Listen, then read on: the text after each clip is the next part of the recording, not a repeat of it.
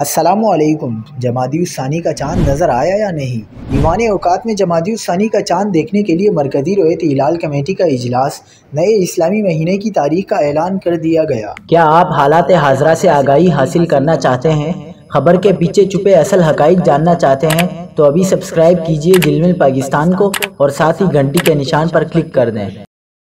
आपको बताते चलें कि जमादी-उस-सानी का चाँद देखने के लिए चेयरमैन मरकज़ी रोयत हिलाल कमेटी मौलाना अब्दुल ख़बीर आज़ाद की ज़ेर सदारत इजलास हुआ, जिसमें मरकज़ी व सूबाई रोयत हिलाल कमेटी के मेंबरान शरीक हुए। चाँद देखने के लिए महकमा मौसमियात के नुमाइंदगान भी इजलास में शरीक थे।